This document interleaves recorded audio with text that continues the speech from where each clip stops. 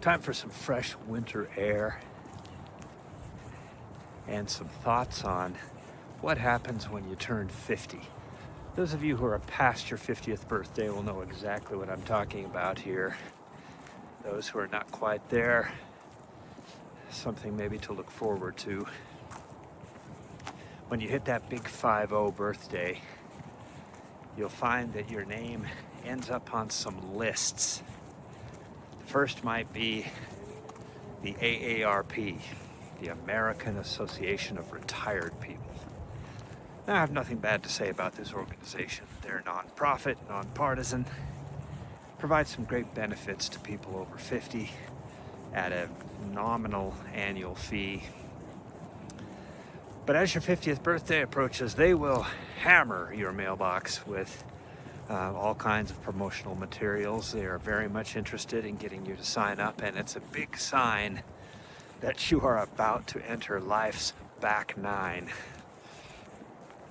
Now, another list you'll end up on at age 50 is the marketing list of the local financial planners. These will show up in your mailbox in the form of a glossy postcard or brochure, usually with a picture of a big juicy steak or some seafood from a very well-known local restaurant. You'll be cordially invited, you and your partner, to a dinner seminar at a specific date and time at this restaurant. Now, this marketing material is very smartly done. The hook will usually be taxes or Social Security, not financial planning in general, because it's a public dinner seminar. They're not talking about your individual circumstances, and so what else can they do? They need to stick to some topics that really apply to everyone, and we all have to deal with taxes and Social Security as we move into the latter half of life. And the implication will be made that you need to show up and educate yourself, or you might make some blunders in overpaying your taxes or not receiving the benefits that you're entitled to. And of course, that's going to be concerning, right? Plus, free meal.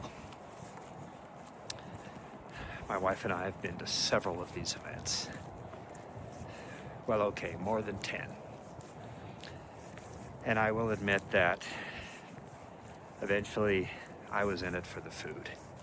Because after the first 3 or 4 of these, I really wasn't learning anything new, and they're all quite similar. Usually how the format goes is you'll show up, and first of all, you may not even be invited. If the person you talk to on the phone, when you call to schedule, they'll ask you some pre-qualifying questions about your income and the amount of retirement savings you have. Don't be surprised if you don't give the magic number if the event is suddenly sold out. But anyway, you show up, and my first word of advice is to not go too hungry, because they will make you sit through their presentation before the dinner is served. Just saying. Now, the format of the presentation is usually to deliver on the promise made in the marketing materials. There will be talk about taxes and or Social Security. This will be very basic, generic advice that you can find on a Google search within an hour or so. Information that applies to everybody. But for those who aren't willing to do that research, they may be hearing it for the first time, and that's great. The point will be made that it's very important to have a plan for your financial future, and that if you don't, as you approach retirement, go into retirement, and start moving through retirement, you might find yourself in trouble. And this is probably the best point they make, and one of the reasons why it's actually worth going to at least one of these events. Now, the second half of the seminar is where they will segue into what their firm actually does, right? The financial planning element. And you do need a plan. It's very important. And they'll talk about what goes into making that plan. There'll be a discussion a little bit about the stock market and about how you need the stock market really to make the long-term gains necessary to grow your nest egg.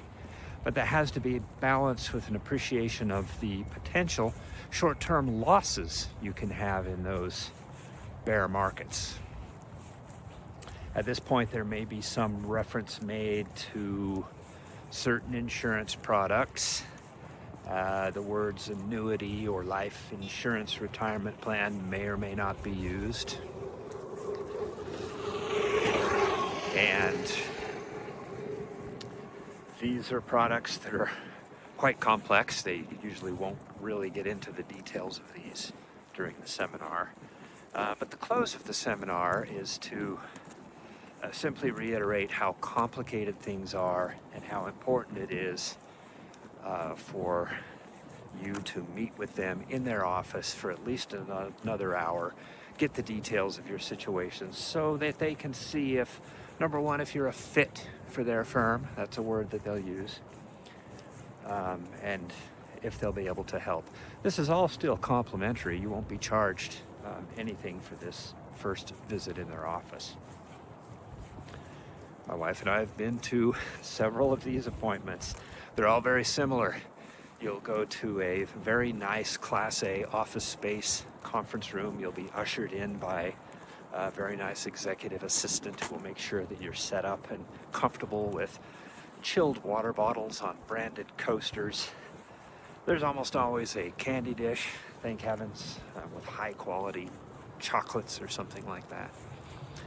And you'll always wait a few minutes, and then in walks usually the same presenter who was at the restaurant, and small talk will be made and questions will be asked, and you'll show the balances on your accounts, and your risk tolerance will be talked about. And eventually, by the end of the hour, the proprietary software or the spreadsheet or whatever it is will be broadcast up on the screen, and you'll have an idea of where you stand and if you and what the advantages are of working with this particular company. Now, I stopped going to these dinner seminars and these events because of the question that I asked usually at that point in the appointment, and that is, how do you guys make your money? Because they haven't charged me any fees yet, and they haven't really talked about fees. And the answer is always the same. We take a fee of a small percentage of assets under management at the end of each year, plus any commissions on any insurance products that are sold. This sounds pretty good, right? You never actually have to write a check to these guys. They just take their fee off the back end at the end of the year, and you never really seem to pay them anything. Sounds fair, right? 1.5%, that doesn't sound like much. But when you start to think about it, the fancy steak dinners, the suits and ties, the Class A office space really start to make sense. Now let's imagine that I go in, decide to work with this firm, and I bring in my $500,000 nest egg, which they invest in maybe a balanced mutual fund. Well, at the end of the year, their 1.5% fee is coming off the top, no matter what happens. It might be a banner year. my balance might go up to $600,000, a 20% gain. Well, my financial planners would charge me a fee of 1.5%, which would be $9,000. If I got hit hard by a bear market, lost 20% of my account, and I'm down to $400,000, their fee would be $6,000. Sounds fair, right? The better I do, the better they do, and vice versa. But again, think about it. As your account scales up and you get into the millions and millions of dollars, it's a lot of money. And you think about how the firm works. They just need to land a few very big whales and a decent-sized school of decent-sized fish, and very soon they'll have $100 million under management. That's an annual fee of $1.5 million, which is plenty enough to gainfully employ several advisors at a very generous salary, pay the lease on the Class A office space, and for plenty of steak dinners on a regular basis to keep the fishing campaign going. Now, like I said, I stopped going to these events for that reason. So what do I recommend instead of this type of financial advisor? What can you do? Well, there are several options. One would be to look for a flat fee financial advising firm. And they're out there. They will simply charge you the same amount every year as agreed upon, based on the complexity of your financial situation, not the size of your portfolio or of your savings. I would also suggest that if you are going to consider annuities, life insurance, retirement plans, and other very complex products like that, that you go with an independent insurance agent, a non-captive insurance agent who represents several carriers and is not just employed by a single insurance company, so that you can get some competitive quotes and compare. Now, I will say that I tried to read a prospectus of one of these plans at one point, and these products are not structured for the individual person to be able to understand. And I'll just say that if anyone's offering you a long-term return better than the risk-free rate of the 10-year Treasury yield, what your mama said about what's too good to be true should absolutely be remembered. Now, another reason I stopped going to these dinner seminars and meeting with these advisors is that I realized that the difference between what they knew and what I probably needed to know myself was really not that large. And that the education that they had and the certifications that they had, the knowledge that needed to be gained it's out there, right? It's not behind paywalls. It's not in the halls of brick and mortar universities. There are plenty of tools out there to gain financial education, to learn how to plan, to learn how to invest.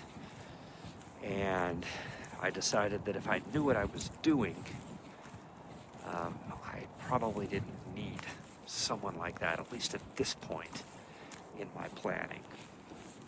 And so I decided to know what I was doing. And everyone probably should learn how stocks, bonds, options, equities, and things like this work. It's important to know the fundamentals of how a stock price moves, how a company's shares are valued, and how they change with the news, and to follow these things, to create a watch list, even if you're not buying anything. But eventually work your way to the point where you do feel confident in buying and then selling a share or two here and there. It doesn't need to be a big part of your account. You don't need to put your whole savings into this. Just a tiny chunk, go with 1%. It costs virtually nothing to buy and sell a share of stock on using an app on your phone. The fees have been reduced to almost nothing. And so you should educate yourself and experiment with this. Really, if you keep your position small and work with good companies, you're not going to lose a whole lot, and you have plenty to gain. Just stay small and practice and gain confidence. Now, I realize that there are plenty of people out there who will tell you that going all do-it-yourself on this investing is a bad idea and that you're going to get smoked. Those people would be absolutely correct if you're just going to dabble and learn just enough to become dangerous to your own account. If you're going to take this to a useful level, you've got to become obsessed, at least for a short period of time. You've got to become very interested in learning as much as you can and to be quite intense about it, like you would if you had paid tuition to go back to school. Now, you don't need to go anywhere near a university to learn this stuff, and you don't need to pay anyone a dime unless you need the discipline of a structured paid course. There are plenty of those out there and plenty of good people who provide them. But I'm telling you, there aren't any secrets. The information's out there, and there are free resources, including the very best YouTube channels, financial literacy sites, investment platforms, countless hours of video and text training. It's all there. I'll put in the link to this video, the description, I'll put some links to some of the resources that I've found very helpful. So if you're coming up on the big 5-0 and you start seeing pictures of juicy steaks and lobsters showing up in your mailbox, I hope you'll know what questions to ask and be ready to make some decisions. Have a great day.